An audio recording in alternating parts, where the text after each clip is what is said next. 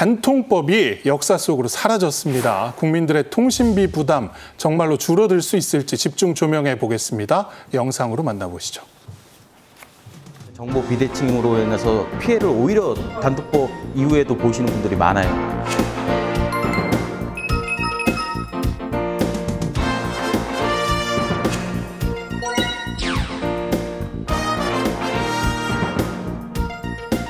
휴대폰 가격을 조금 더 낮춰서 좀 싸게 살 수 있지 않을까.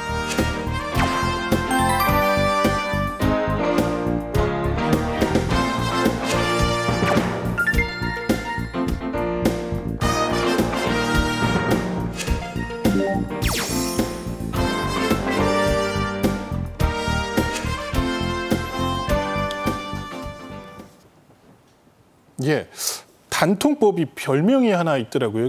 전국민 호갱법이라고 불렸는데 무슨 문제가 있었길래 이런 별명이 붙은 건가요? 이게 사실 원래는 2014년도 이제 10월부터 시작이 됐는데 원래 이 법이 만들어졌을 때는 전 국민을 이제 호갱으로 하지 않겠다, 호갱을 막겠다고 해서 만들어진 법이었거든요. 근데 앵커께서도 말씀하신 대로 거꾸로 전 국민, 그러니까 호갱이 되는 국민은 일부 국민이 아니라 전 국민으로 확대시킨 법이다라는 정말 비난 아닌 비난을 받고 지난 10년 동안 내내 뭐 폐지해야 된다 이렇게 논란에 좀 쌓였던 그런 법인데요. 일단 첫 번째는 이제 공시지원금의 상한을 정해버렸습니다. 그러다 보니까 더 줄 수가 없는 거죠. 그러면 그만큼 실구매가가 올라가는, 그러니까 비싸게 살 수밖에 없는 그런 문제가 발생을 했고, 이런 게 생기면 통신사들이 이제 경쟁이 아무래도 약해집니다. 그렇게 되면 당연히 여기서도 또 이제 비용이 올라가는 상황이 된 거고요. 그러니까 전 국민 호갱법 말씀하신 대로 원래는 전 국민들이 좀 혜택을 골고루 받게 하겠다라면서 제정이 된 법이 오히려 전 국민들이 더 해도 휴대폰을 비싸게 구입하게 만든 그런 법이 됐기 때문에 이제 폐지가 된 부분에 대해서는 전반적으로 앞서 인터뷰에서도 보셨습니다. 긍정적인 분위기들이 좀 많이 있는 그런 상황입니다. 예, 결국은 상한선이 폐지가 됨으로 해서 경쟁이 일어나게 되고 그렇죠. 결국은 소비자들이 이익을 보는 구조가 다시 돌아오는 셈인데 구체적으로 이 보조금이 어떻게 바뀌게 되는 건가요? 일단 이름이 바뀝니다. 공시지원금이라고 기존에 있었던 이름이 공통지원금이라는 이름으로 바뀌고요. 그다음에 대리점이 이제 초과 지원금들을 지급을 할 때 공시지원금의 이제 15% 내에 이렇게 상한이 잡혀 있었던 이 상한이 폐지가 됩니다. 그러니까 이 각 대리점들이 초과 지원금을 자기들이 가능한 만큼 줄 수가 있게 됐다. 이 부분이 상당히 중요한 거죠. 당연히 경쟁이 커질 수밖에 없는 거고 소비자의 부담은 그만큼 완화될 수밖에 없다. 그래서 일부 지역에서 뭐 벌써 공짜폰 근처까지 나온다 이런 얘기들이 좀 나오고 있고요. 또 하나 중요하게 좀 보는 거는 이 통사들이 우리 회사는 이렇게 지원금을 줄 거야라는 식의 이 정보를 공개하게 돼 있습니다. 그렇게 되면은 소비자들이 이제 핸드폰을 이제 사려고 마음을 먹었을 때 3사의 이 혜택 내용들을 이제 꼼꼼히 살펴볼 수가 있게 되는 거죠. 그럼 이번에는 KT가 제일 낫네. 이번에는 LG 플러스가 제일 낫네. 이런 식으로 비교 평가를 본인들이 스스로 해서 볼 수 있다라는 거. 그게 또 중요한 얘기가 되겠고. 그다음에 이제 이 25% 요금 할인 이거는 뭐 지금도 있어서 이건 새삼스러운 건 아닌데요.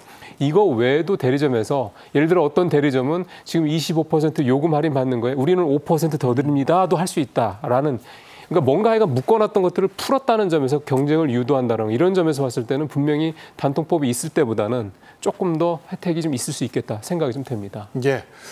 단통법 폐지에 대한 시민들의 기대감도 컸습니다. 현장 목소리 들어보시죠. 예전에는 보조금이 제한이 있다 보니까 이제 뒤로 지원에는 불법 보조금이 많이 성행해서 뭐 속히 말하는 성지나 이런 곳을 찾아다니시는 분도 계시고 정보 비대칭으로 인해서 피해를 오히려 단통법 이후에도 보시는 분들이 많아요. 휴대폰 가격이 지금 굉장히 비싼데 이게 휴대폰 가격을 조금 더 낮춰서 좀 싸게 살 수 있지 않을까. 불법적으로 하는 경우에 있어서 이제 소비자 입장으로서는 좀 더 투명하게 휴대폰을 살 수도 있고 그리고 이제 좀 더 싼 가격에 휴대폰을 살 수 있지 않나 생각이 듭니다. 예, 단통법 폐지는 실제로 이재명 대통령의 대선 공약이기도 했습니다. 취지는 역시 국민의 이동통신요금 절감인데 이 외에도 이를 위한 정책들이 좀 있을까요? 네, 맞습니다. 지금 말씀하신 것처럼 대통령께서 이미 대선 공약으로 정보통신비, 그러니까 통신비를 좀 인하를 해야 된다 이런 얘기가 있었고요. 그리고 실제적으로 가계부담이 줄어드는 효과가 일어날 것으로 기대가 됩니다. 뭐 말씀을 아까 평론가님도 말씀하셨지만 기본적으로 정보통신비가 전체적으로 인하될 수밖에 없는 것은 경쟁이 일어나기 때문이에요. 그러니까 통신사 간의 경쟁이 일어나면 뭐 예를 들면 요즘 휴대전화 비용 엄청나게 비싸잖아요. 그 기기 자체만 해도 비쌉니다. 이걸 매달 또 나눠서 내다 보니까 통신비에 그게 다 부과가 돼요. 그러면 매달 내는 통신비가 클 텐데 이게 만약에 뭐 좀 저렴한 가격으로 구매할 수 있게 된다면 단톡금이 폐지돼서 경쟁이 심해지게 되면 더 많은 고객을 끌기 위해서 할인율이 높아지지 않겠어요? 그럼 통신비가 전체로 내려지게 되는 거죠. 또 하나 알뜰폰 같은 경우에 지금은 이제 일부 그 통신사들이 운영하고 있는 그 계약 프로그램 중에만 있는 게 뭐냐면 일정 부분 그 정해진 뭐 예를 들어서 본인이 쓸 수 있는 데이터가 6기가다, 7기가다 이렇게 하잖아요. 그리고 나서 그걸 초과해서 사용했을 때는 속도는 느려지만 계속 사용할 수 있게 되잖아요. 이걸 알뜰폰에 그대로 적용하겠다는 겁니다. 이제 알뜰폰 같은 경우는 대부분 다 좀 고령이시거나 또 저소득층이 많이 사용하시잖아요. 저렴한 비용으로 사용할 수 있으니까 이런 알뜰폰에도 전 국민 데이터 안심 요금제를 확대를 해서 정해진 데이터의 용량을 다 사용하더라도 속도는 약간 떨어지지만 계속 사용할 수 있게 하게 되는 그런 프로그램도 함께 운영하기로 했고요. 또 하나 이제 그 연말에 세액공제 받는 부분을 지금은 근로자나 근로자 부인 이렇게 두 사람만 받게 돼 있지만 요게 이제 자녀들이나 65세 이상 어르신들의 통신비까지도 함께 세액공제 받을 수 있도록 세제 개편을 하겠다라고 하는 것이 지금 정부의 계획입니다. 예. 요즘은 그 각 전자회사들 플래그십 휴대전화 가격이 뭐 100만 원 넘어선지는 오래고요. 200만 원 넘는 기종들도 막 용량 큰 거. 쉽게 나오고 있는데 실제로 최근에는 이제 얼마나 싸게 살 수 있는지가 궁금합니다. 얼마 전에 삼성전자가 G 폴드 이 시리즈 2개 내놨지 않습니까? 폴더블 폰하고 그다음에 G7 이 플립 이 두 가지를 내놨는데 이 G 폴드, 그러니까 폴더블 폰 이거 같은 경우는 이제 제일 용량도 크고 비싼 게 253만 원이나 하고요. 그다음에 이제 플립 7 같은 경우는 이제 한 164만 원 정도 합니다. 지금 화면에 좀 나오는 것, 저거는 옛날 거구나. 나오는데 이거를 이제 한 대리점, 고양시에 있는 한 대리점인데 여기가 원래 성지로 유명했던 데로 갑니다. 여기가 지금 이 폴더블 폰은 반값 129만 원에, 그다음에 플립 7 같은 경우는 이거는 5분의 1 가격이더라고요. 29만 원. 여기 어딘지 좀 알았으면 좋겠습니다. 저도. 그래서 이렇게 하는 데가 좀 얘기가 나오고 있는데 아마 이런 데들이 되게 좀 많아지지 않을까. 그래서 뭐 일각에서는 뭐 더 싸게 내려오는 데도 있을 거다. 뭐 이런 얘기도 좀 나오고 있는데 어쨌든 이번에 요 삼성전자 새 폰 바꾸시려고 생각하시는 분들 같은 경우는 아마 찾아보시면 이번에 정말 싸게 최신 폰을 구매하시지 않을까 생각이 좀 듭니다. 예. 그 우리가 신문 구독하거나 인터넷 가입하면 뭐 자전거를 드립니다. 그런 거 있죠. 가입하시는 분들 현금으로 보상해 드립니다. 이런 거 많이 봤는데 이제는 휴대전화도 이런 사례가 나올 수 있다고요. 그럴 가능성이 있죠. 그래서 공짜폰이라고 우리가 소위 얘기하는 아까 평론가님 잠깐 언급해 주셨는데 이게 원래 뭐 보통 아무리 저렴해도 100만 원 정도는 하잖아요. 그렇죠. 그래서 200만 원 넘어가는 경우도 많은데 할인을 받다 보면 이게 그냥 영원이 되는 경우가 생길 수 있다는 거죠. 그리고 페이백이라는 시스템도 있잖아요. 예를 들면 일단 돈은 내지만 다시 돈을 돌려받는. 우리가 카드도 사실 이렇게 새로 만들면 연회비 같은 거 다시 돌려주고 이런 경우 있잖아요. 이런 일들이 휴대전화 시장에서 일어날 수 있다는 거죠. 그러다 보면 100만 원짜리의 휴대전화를 공짜로, 그러니까 영원으로 받고 대신 통신사에 어떤 매달 내는 돈으로 그걸 가름하는 그런 일들도 일어날 수 있는 가능성이 높다고 보여지고요. 또 하나는 뭐냐면 선택 약정은 계속 유지가 됩니다. 할인하는 거.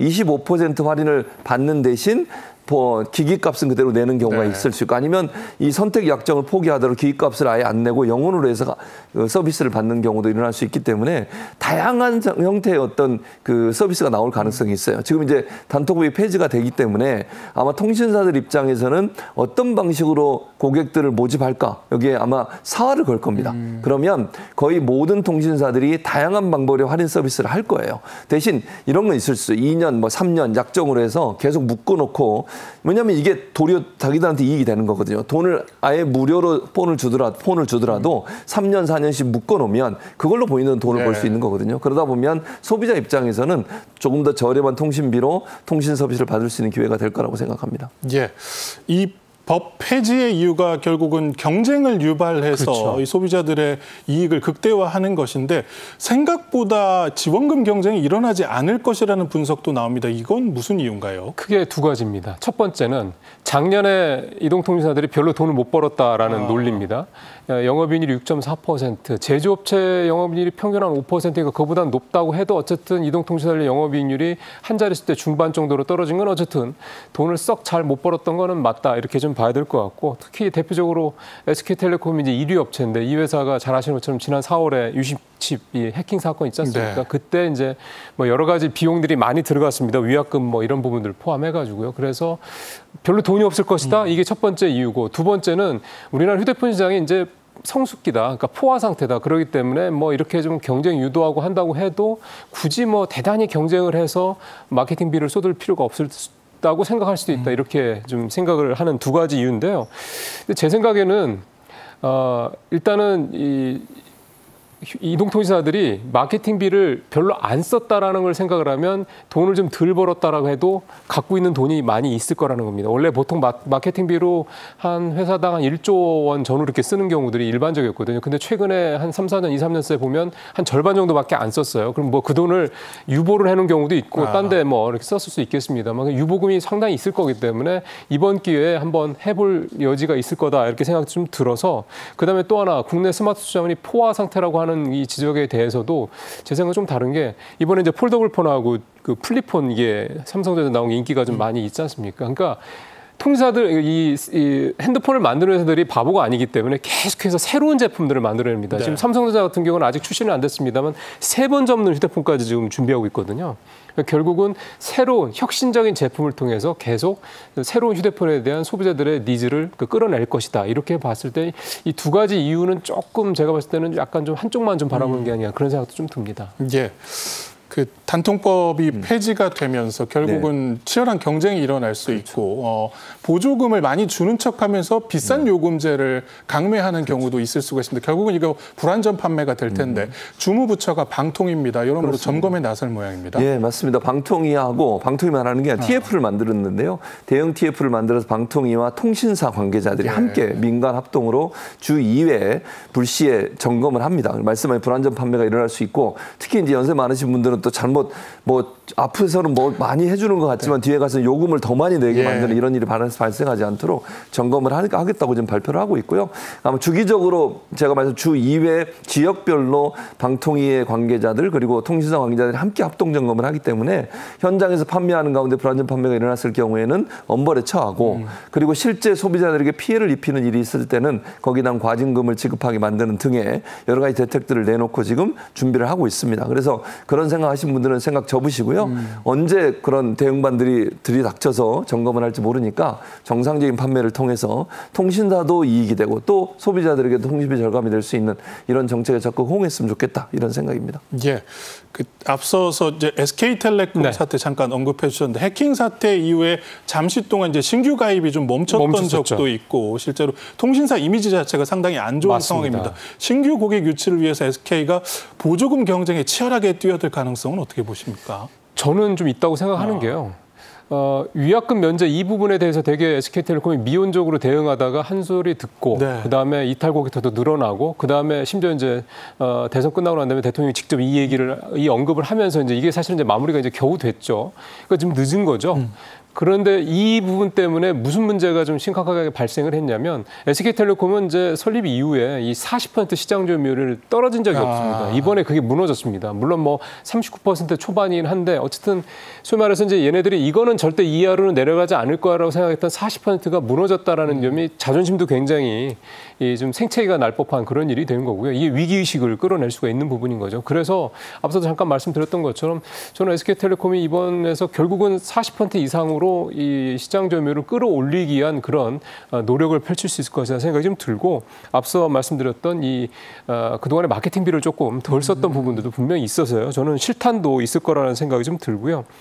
결국은 이제 나한테 마이너스 1이나 2는 이게 라이벌 업체로 넘어가면 이게 마이너스 1이나 2가 아니라 실질적으로는 마이너스 3이나 4가 될 수도 있다는 거거든요. 지금 딱 이 통사의 상황이 그렇습니다. 그래서 아마 SK텔레콤이 만약에 이동통신사의 지배적 사업자로서의 이 지위를 포기하는 게 아니라면 다시 40% 이상으로 끌어올리려는 노력을 펼칠 것이라는 생각이 들고 또 하나가 자꾸 이제 삼성전자 말씀드려서 홍보하는 것 같은데 이번에 새로 나온 제품 인기가 많잖아요. 소비자들의 수요가 늘어날 수 있거든요. 그렇게 되면 이 부분도 좀 감안을 해서 아마 마케팅에 좀 나서지 않겠냐 그런 생각을 좀 저는 개인적으로 좀 하고 있습니다. 예, 그 단말기 구매 유형을 크게 이제 세 가지로 나눠 보면은 이제 기기 변경 그리고 번호 이동 그 다음에 뭐 신규 가입 이 정도 될 것 같습니다. 보통은 이제 번호 이동하고 신규 가입이 보조금이 많은 편인데 이번에 이제 단통법 폐지를 계기로 번호 이동 통해서 좀 굉장히 싸게 구매해봐야겠다 마음 먹으신 분들 조심해야 될 부분이 있다고요. 첫 번째는 위약금입니다. 지원이 많아지면 당연히 위약금도 많아집니다. 이거는 사실은 피할 수가 없는 부분이고요. 그러니까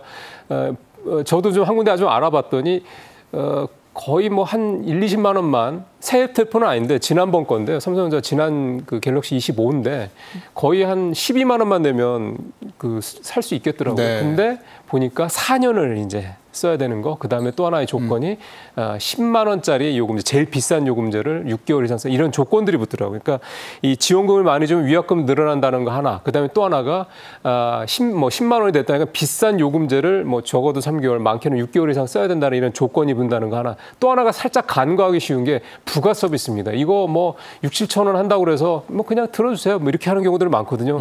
이거 매달 6, 7천 원씩 내면 꽤 셉니다. 이 부분도 좀 있겠고요. 그다음에 또 하나. 요즘에는 예전같이 이렇게 많지는 않은데 제휴카드. 요거 갖다 붙이는 것들도 제법 많습니다. 그래서 뭐 한 달에 뭐 30만 원 쓰면 요금이 뭐 1, 2만 원 깎아준다 등등 이런 것들이 있는데 이런 부분들은 이 사람들이 얘기하는 것과 실제로 나중에 내가 확인을 해봐야 되는 게 반드시 필요하고요. 그래서 가입을 설사 하시더라도 이 통신사에 전화를 해가지고 내가 이렇게 가입한 게 맞느냐 이게 대리점과 본사하고 또 차이가 있을 수 있기 때문에 꼭 확인하셔서 그야말로 호갱이 되시는 거를 꼭 피하시길 좀 바라겠습니다. 예. 그리고 한편 이 정부가 디지털 소외 계층입니다. 이제 독거 어르신들을 위한 이 알뜰폰 지원 사업을 시작한다는데 어떤 내용인지 그리고 개시 시점도 좀 알아볼까요? 네, 일단 지금 독거 어르신들 알뜰폰 요금 지원 사업은 과기부가 주관을 해서 일을 하고 있고요. 과기부와 지자체가 함께 공동으로 하고 있습니다. 과기부에서는 일단 이제 전체 계획을 수립을 하고 지자체는 대상자를 선정해서 신청을 받아서 실제 지원을 하게 되고요. 저렴한 전용 요금제를 설계해서 제공한다는 게 기본적 원리입니다. 그래서 민관 협력으로 함께 하고요. 이게 저렴한 요금제라고 하는 것은 기존에 내던 것보다 한 반 정도 가격, 그 정도 가격으로 아마 지급이 되지 않을까 이런 생각이 듭니다. 예, 아마 참여할 지자체에 대해서 수요조사가 8월 8일까지 진행이 된 다음에 지원 대상에게 이제 월 10,000원 정도 요금이 진행이 되는 것 같습니다. 잘 진행돼서 독거 어르신들 통신요금에 좀 도움이 많이 되셨으면 합니다.